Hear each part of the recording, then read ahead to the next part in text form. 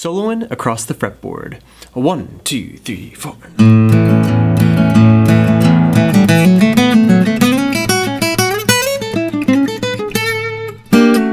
Hello friends, and welcome back to Swiftlessons for another lead guitar tutorial and my lick of the week.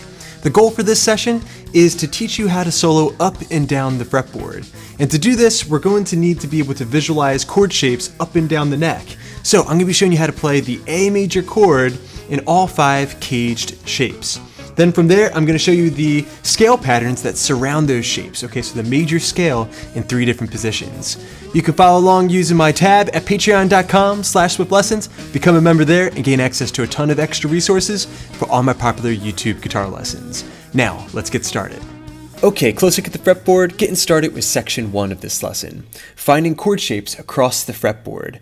Now this is one of the main things that I visualize when I'm soloing and when I'm traveling around the fretboard, different positions of the chord that I'm playing over top of.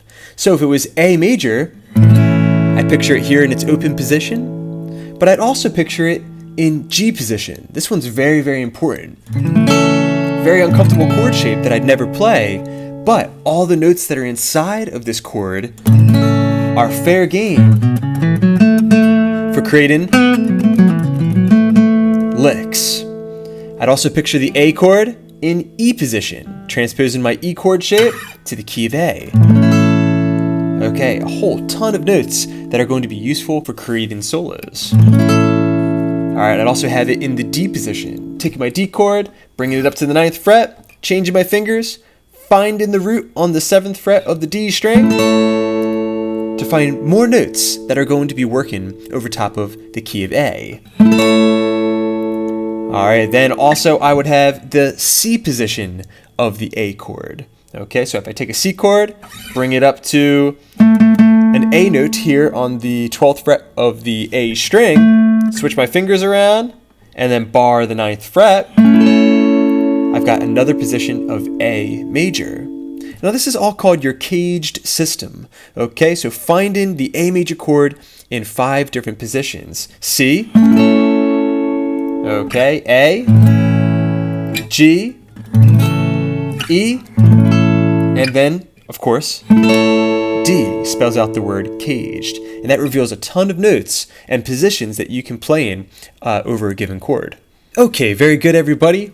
If you can play that A major chord in 5 different positions up and down the fretboard, then you're ready to move on to the next section of this lesson, where we're going to be learning the scale positions that surround those chord shapes. Okay, taking a look at our first scale pattern, it's going to be the A major scale in G position. So, surrounding that very uncomfortable position of the A chord, we're going to have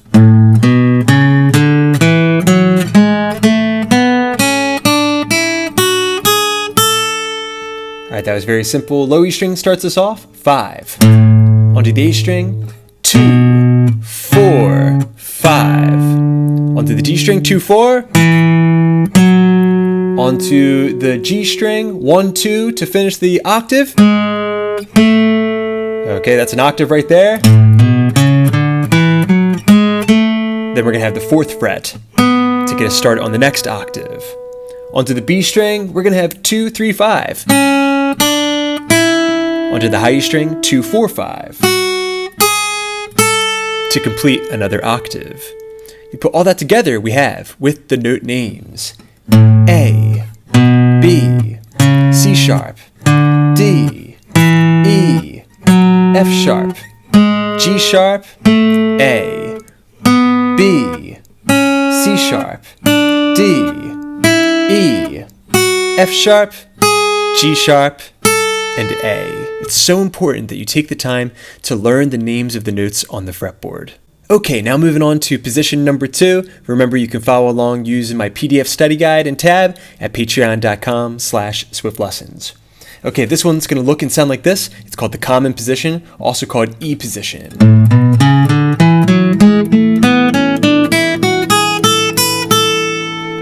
Okay, so low E string, 5, 7. A string, 4, 5, 7. The D string, 4, 6, 7. Same frets on the G string. Onto the B string, we're going to have 5, 7. The high E string, 4, 5, 7. Okay, and of course the octave ends right here on that A note.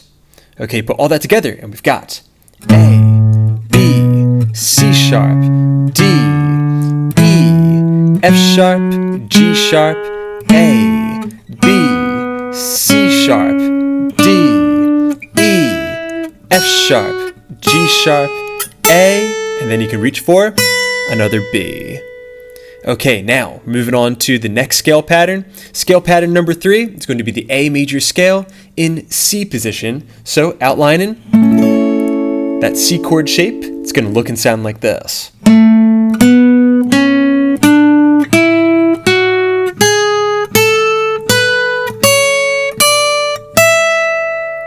Okay, so very simple. We have the 12th fret of the A string getting us started. All right, then we're on to the D string. We're going to play 9, 11, 12. All right, then onto the G string, just 9 and 11. The B string, 9, 10, 12. And then on the high E string, 9, 10, 12. Okay, put all that together and we've got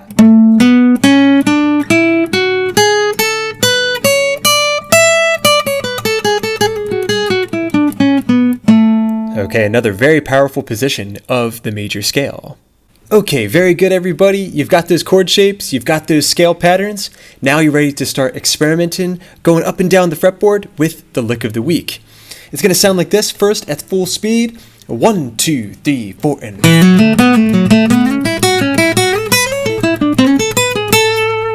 Okay, now real slow.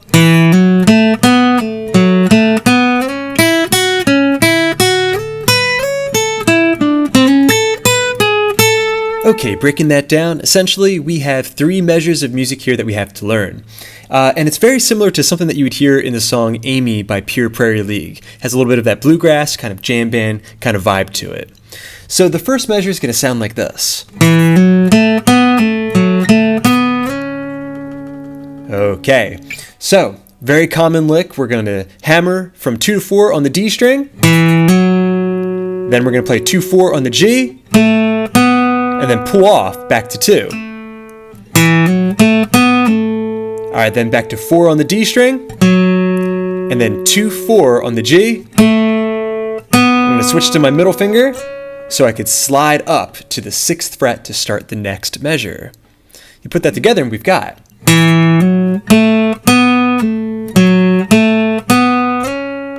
Okay, now moving on to the next measure, starting from the slide, it sounds like this.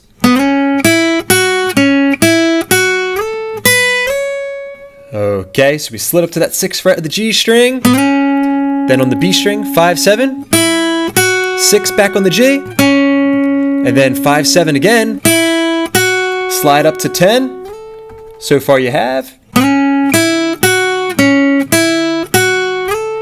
Alright, then finally finish this measure by sliding up from 7 up to 9 on the high E string to start the next measure. Okay, you put measures 1 and 2 together and you have real slow.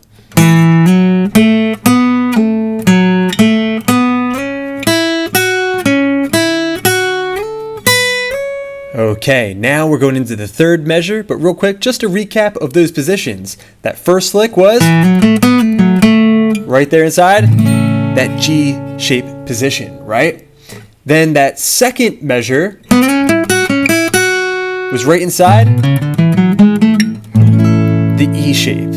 Now we're moving up into the D shape / C shape position, okay? Now the final lick is going to sound like this. Okay, so we're outlining that D shape and parts of that C shape as well. Okay, so this lick one more time.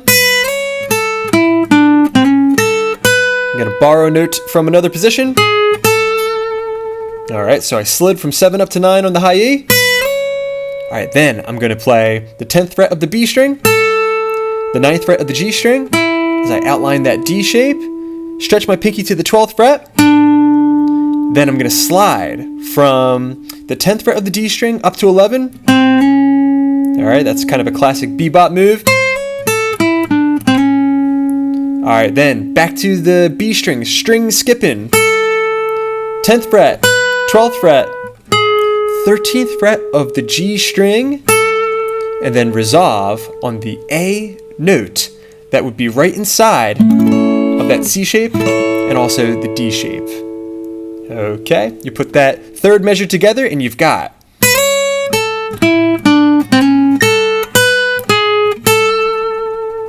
Alright, now putting measures 1 through 3 together, it should sound like this.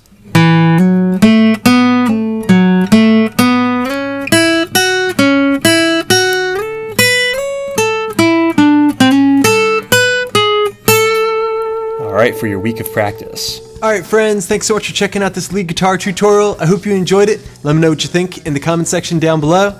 As always, big thanks to my supporters at patreon.com/swiftlessons. I hope you're enjoying all those extra resources. And thanks to you guys, I got many more lessons coming up. So keep checking in. Please subscribe, please share. This is Rob at Swift Guitar Lessons in Philadelphia saying happy picking.